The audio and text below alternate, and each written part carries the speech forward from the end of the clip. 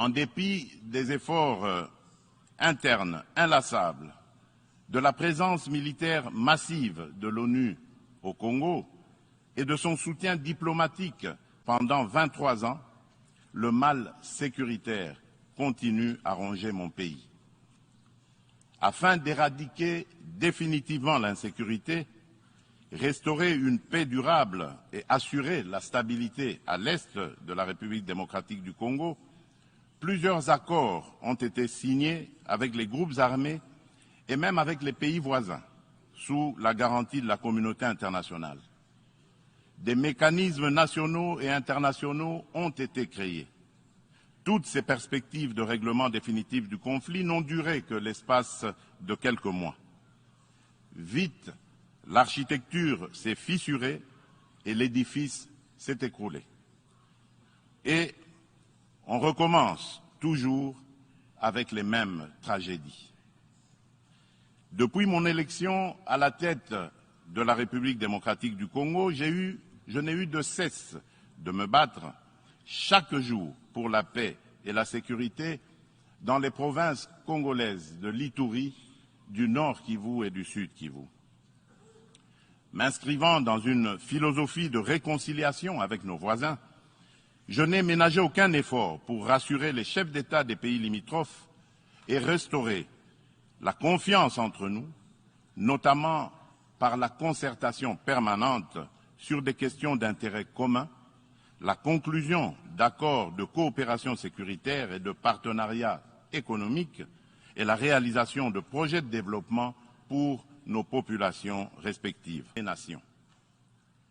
Le maintien de la paix et la sécurité internationale constituent le fondement et l'objectif primordial de la création de l'Organisation des Nations Unies. Ni l'indifférence, ni l'immobilisme, ni l'attentisme de sa part ne sont par conséquent admissibles face à toute menace contre la paix et la sécurité internationale. À ce jour, la question de la sécurité et de la paix internationale se cristallise autour de la lutte contre le terrorisme ainsi que l'extinction des foyers de tension en Europe et en Afrique. En effet, le terrorisme n'a épargné aucun continent. Après l'Asie,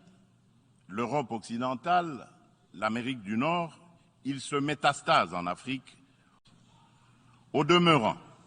pour éclairer la communauté des nations et mettre fin aux sempiternelles dénégations des autorités rwandaises,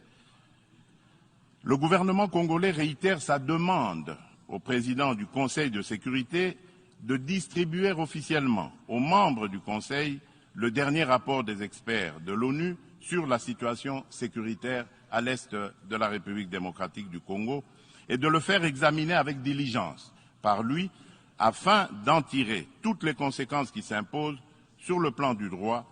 de la paix et de la sécurité internationale. Il y va de l'image et de la crédibilité de notre organisation. Procéder autrement serait, d'une part, encourager le Rwanda à poursuivre son agression, ses crimes de guerre et ses crimes contre l'humanité en République démocratique du Congo, et d'autre part, nourrir davantage la suspicion légitime des Congolais sur l'impartialité de l'ONU, ainsi que la complicité de certains de ses membres dans ces crimes. C'est pour mettre fin à cette suspicion et dissiper l'ambiguïté de certaines positions du Conseil de sécurité sur la crise sécuritaire à l'est de la RDC, ambiguïté qui excède la population congolaise et exacerbe la tension entre elle et la mission de l'ONU pour la stabilisation du Congo, la MONUSCO, que le gouvernement de mon pays a demandé la réévaluation du plan de retrait progressif et responsable de cette mission. Cette démarche d'ajustement est exigée. En dépit de ma bonne volonté et de la main tendue du peuple congolais pour la paix, certains de nos voisins n'ont trouvé mieux que de nous remercier par l'agression et le soutien des groupes armés terroristes qui ravagent l'Est de la République démocratique du Congo. C'est le cas actuellement du Rwanda qui, au mépris du droit international, de la charte de l'ONU et de l'acte constitutif de l'Union africaine,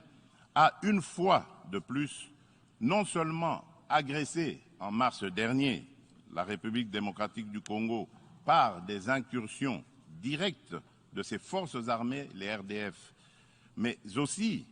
occupe des localités de la province du Nord Kivu par un groupe armé terroriste interposé,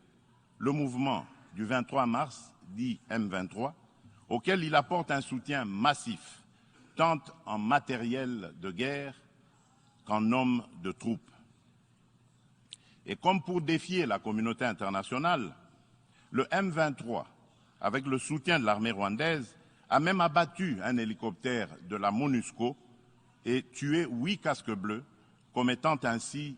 un crime de guerre. Je dénonce,